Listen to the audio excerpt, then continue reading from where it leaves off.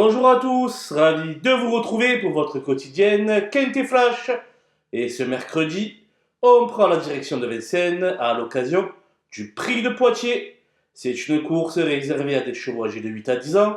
Ils seront 16 sur les rangs et vont s'affronter sur le parcours classique des 2700 mètres de la grande piste. Une épreuve homogène composée de chevaux rompus à ce genre d'exercice. Ils sont au bas mot une dizaine à pouvoir se glisser à l'arrivée et j'espère avoir fait les bons choix. Et on voit ça tout de suite avec mon analyse.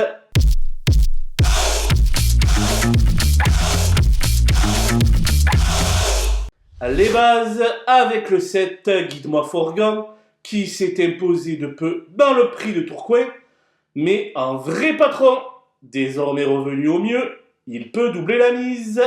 Le 11 Fanatic Flash a figuré à l'arrivée de ses 3 premières courses du meeting.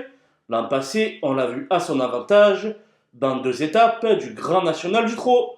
Au zénith de sa carrière actuellement, il s'annonce redoutable. Le 3 Gold RP fut le dauphin de Guide-moi Forgan le 15 décembre. Difficile de trouver plus régulier que lui. Alexandre Abrivard le connaissant sur le bout des sabots, il sera de nouveau dans le coup. Les opposants avec le 8 Galbarenja qui redescend de catégorie et qui a repris de la fraîcheur depuis sa dernière tentative. Excellent lorsqu'il peut prendre le train à son compte, il aura de nombreux partisans. Le 12 Guimy Dupont heureux s'est refait une santé en province.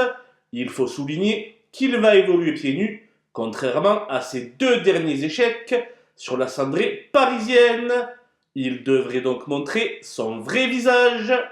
Le 5 Gilus vient de s'imposer sous la selle et cette sortie lui aura certainement redonné du moral. Jugé sur ses meilleures valeurs, sa place est à l'arrivée. Le 6 Gali du Goutier avait remporté le premier quintet du meeting. Thierry Duval d'Estaing tente de la présenter toujours à bon escient.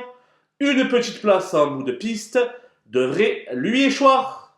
Mon coup de poker sera le numéro 13, Giant Chief, qui commence gentiment à revenir à son meilleur niveau. Il devait encore manquer d'une course en dernier lieu et pourrait bien terminer plus près cette fois-ci. Sa candidature m'inspire la plus grande méfiance. Les outsiders avec le 16 Godéo qui bénéficie d'un engagement en or mais qui va faire face à quelques rivaux plus affûtés que lui. C'est un placé en puissance comme beaucoup d'autres. Le 2 Girl de Bassière est de tous les combats et demeure très constante. Elle n'aura pas la distance à rendre cette fois-ci et va tenter de s'emparer d'une belle allocation. L'As Fétichatou n'est pas dans la forme de sa vie mais retrouve Mathieu Abrivard, le driver, de son dernier succès. Sa présence à l'arrivée donnerait un peu de piment au rapport. Le 4, Goutte du Houlbé, rentre après 2 mois sans compétition. Et ses meilleures valeurs à Vincennes sont assez lointaines. Même avec Eric Raffin au sulky, ce n'est pas une priorité avant le coup.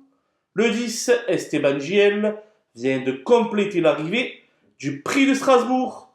Même s'il demeure dépourvu de marge, le voir à nouveau à cette place ne serait guère surprenant.